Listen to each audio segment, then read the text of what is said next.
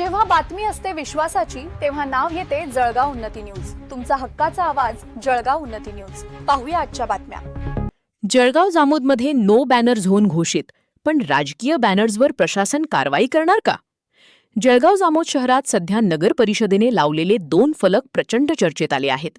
एका फलकावर लिहिले आहे की दुर्गा चौक आणि इतर रहदारीच्या ठिकाणी हातगाडी लावणे, वाहन पार्किंग करणे किंवा भाजीपाला लावण्यास सक्त मनाई आहे।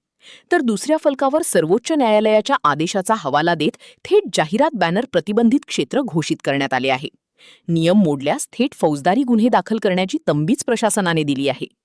प्रशासनाचा हा पाऊल शहर शिस्तीसाठी नक्कीच चांगला आहे, पण इथेच सर्वात मोठा आणि कळीचा प्रश्न निर्माण होतो, कायदा फक्त सामान्य माणसासाठीच का? जळगाव जामोद नगर परिषदेच्या मुख्याधिकाऱ्यांच्या आदेशाने ही फलक लावण्यात आले आहेत। यामध्ये प्रामुख्याने डॉक्टर बाबासाहेब आंबेडकर चौक, पोलीस स्टेशन परिसर, तहसील कार्यालय, दुर्गा चौक, स्कायवॉक ब्रिज आणि विद्युत पोल या सर्व ठिकाणांना नो बॅनर झोन घोषित करण्यात आले आहे। सर्वोच्च न्यायालयाच्या PIL नंबर 155/2011 चा संदर्भ देत हा आदेश काढण्यात आला आहे। पण जनतेचा सवाल काय आहे?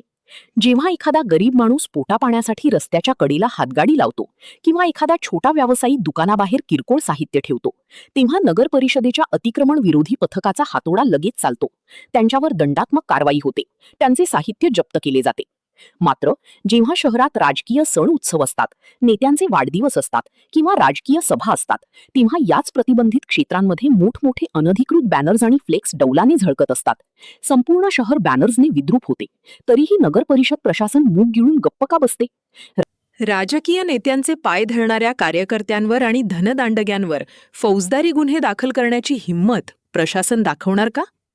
नियम आणि कायदे हे शहराच्या सुव्यवस्थेसाठी आवश्यक आहेत, यात तीळ मात्र शंका नाही। सामान्य नागरिकांनीही रस्त्यावर अतिक्रमण न करता प्रशासनाला सहकार्य केलेच पाहिजे। पण प्रशासनाने सुद्धा हे लक्षात ठेवावे की कायद्याचे राज्य सर्वांसाठी समान असते। जर हे फलक फक्त गरिबांना घाबरवण्यासाठी आणि बड्या धेंडांना मोकळे रान देण्यासाठी लावले असतील, तर जळगाव जामोदची जनता या दुटप्पी भूमिकेचा जाब विचारल्याशिवाय राहणार नाही। बघूयात आता नगर परिषद प्रशासन या नियमांची अंमलबजावणी करताना फक्त गरिबांच्याच पोटावर पाय आणते की अनधिकृत बॅनर्स लावणाऱ्या मोठ्या राजकीय नेत्यांवरही गुन्हे दाखल करण्याचे धाडस दाखवते? या संपूर्ण प्रकरणावर तुम्हाला काय वाटते? प्रशासनाची ही कारवाई पक्षपाती ठरेल की न्याय्य?